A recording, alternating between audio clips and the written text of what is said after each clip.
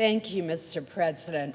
What a pleasure it is to be here on the Senate floor with such determined advocates on behalf of the families all across our nation who are dealing with this devastating disease of Alzheimer's.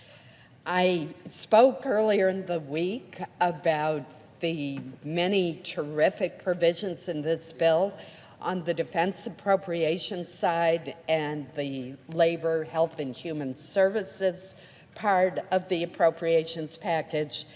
But I am delighted to be here today to shine a spotlight on the additional funding for Alzheimer's disease.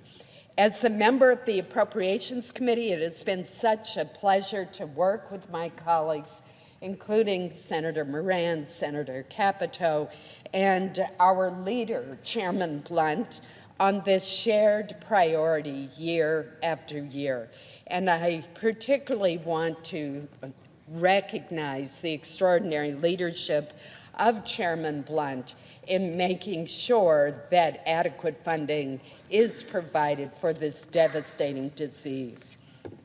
Mr. President, Alzheimer's is the 6th leading cause of death in this nation, and it is increasing at unprecedented rates.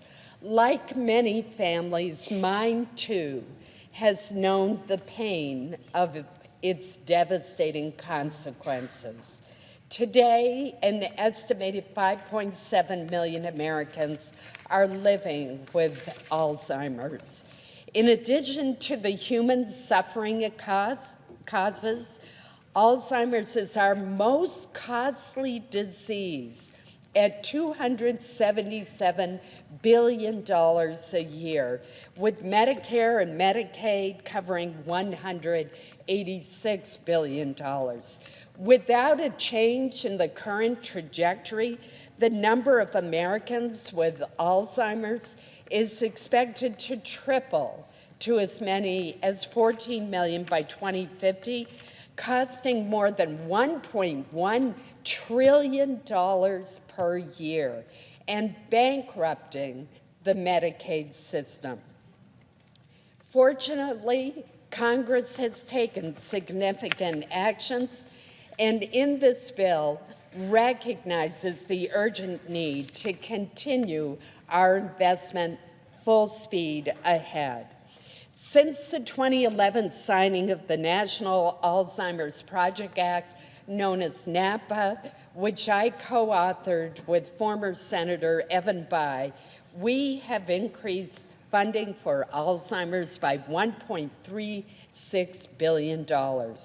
7 years ago, NIH received only $440 million for this research, compared to more than $5 billion for another very serious disease, cancer. Since that time, we have steadily boosted federal research dollars for Alzheimer's to $936 million in 2016, $1.4 billion in 2017, and $1.8 billion last year. But this bill before us achieves a milestone, because by adding another $425 million for this research, we will bring the total funding for the first time to exceed the $2 billion mark. This is the largest increase in history, and it allows us to reach the level that experts have advised us is necessary to find a means of prevention, effective treatments, or ultimately a cure by the year 2025. And this has been a bipartisan commitment. Alzheimer's doesn't care if you're a Democrat or a Republican or an independent or a Green. It does not discriminate. This robust commitment promises returns such as we have seen for cancer, for diabetes, and other chronic illnesses.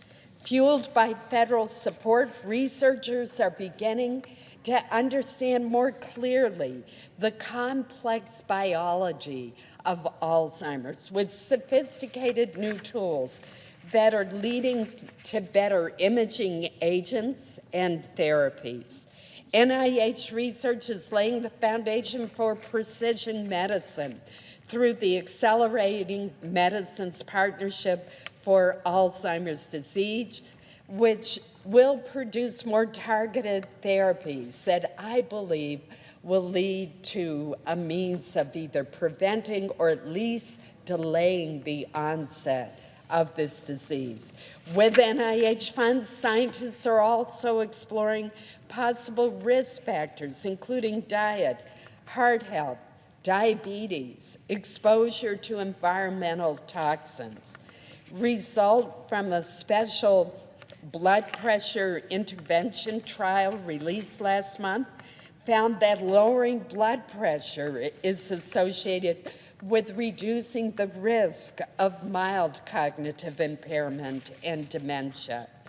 Through a $25 million NIA grant, Jackson Laboratories in Maine is co-leading the Alzheimer's Disease Precision Models Center with Indiana University, the first of its kind to accelerate the most promising research into therapies from the bench to the bedside. This is exactly the kind of collaboration and sharing that we need to make a difference. As the chairman of the Senate Aging Committee and the founder and the co-chair of the Senate Alzheimer's Task Force, and as the senator representing the oldest state in the nation by median age, I am committed to making 2020 the dawn of light for Alzheimer's, to alter the path for generations to come. And the robust support in this bill represent an historic step forward that will promise dividends in the future. As the glimmers of light seep through this door that has been shut tight for far too long, we must continue to push forward. We cannot let up on the accelerator of funding now. We need to improve the lives of those living with Alzheimer's and their caregivers.